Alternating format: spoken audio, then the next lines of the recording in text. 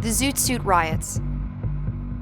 In June of 1943, the city of Los Angeles experienced one of the most significant episodes of racial violence in the 20th century, known as the Zoot Suit Riots.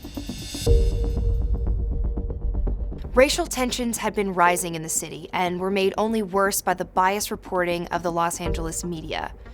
When a group of American sailors attacked a group of mostly Mexican Americans in East LA, the city exploded. In hindsight, this seemed inevitable. With many young men overseas as a result of World War II, labor in the United States was in short supply. So in 1942, the US government reached a deal with Mexico named the Bracero Program, which allowed some Mexican citizens to move to the US as temporary workers. Los Angeles already had a large Mexican-American population, but this new influx of workers provoked greater racial animosity. Much of the white population, whose views were echoed in the mass media, blamed Mexican-American teenagers and young adults for various issues in the city, especially crime. Even the way Mexican-Americans dressed angered the city's more conservative population. Many young Mexican-Americans started donning the Zoot Suit, a style that incorporated an oversized coat, pork pie hat, long chain, thick-soled shoes, and baggy pants. This fashion evolved out of Harlem nightclubs and was popularized by cultural icons like Duke Ellington and Cab Calloway. The suits themselves weren't inherently offensive, but in the context of World War II, they were. You see, during the war, wool had been rationed in order to make uniforms for the troops.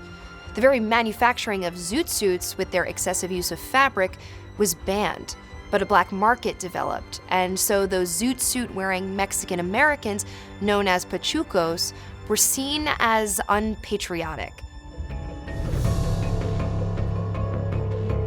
On the night of August 1st, 1942, pachucos were involved in a brawl in a home near Los Angeles' Sleepy Lagoon. The next morning, the body of Jose Diaz was discovered nearby. The media and police quickly blamed the zoot suit-wearing 38th Street gang. Hundreds of pachucos were rounded up, regardless of affiliation. 22 were eventually found guilty for the Sleepy Lagoon murder in what was later considered a great miscarriage of justice. To some, the verdict was grossly unfair. To others, it confirmed what they already believed, that the zoot suit wearers were inherently violent. This all helped to create a powder keg bound to explode. A few months later, a group of 16 American sailors stationed in Los Angeles claimed they were verbally taunted by a group of Pachuco zoot suiters. Seeking retaliation, the servicemen took cabs over to the Mexican neighborhoods in East LA and started attacking those wearing zoot suits with makeshift weapons. The Pachucos were thrown into the street, their zoot suits torn off and burned on the spot. The ensuing riot continued to snowball over the following days. Violence spread to include both Pachucos and young African-American men. But instead of arresting the attackers, police arrested the victims, supposedly for their own protection. By June 8th, the rioting had become so severe that all military personnel were banned from Los Angeles, and military police were brought in to subdue the attackers. Miraculously, no one was killed, but the impact of the Zoot Suit riots would reach far beyond the number of casualties.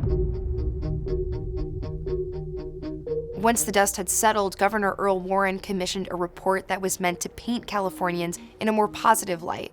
Instead, the Independent Citizens Commission found the chief cause of the riots was racism, naming the city's newspapers for encouraging the riots and the city government and U.S. military for allowing those riots to continue.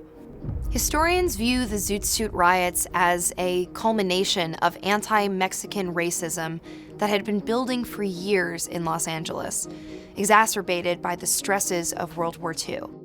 The riots forced the country to face these problems head-on and confront the systemic oppression faced by Mexican Americans in Los Angeles and throughout the country.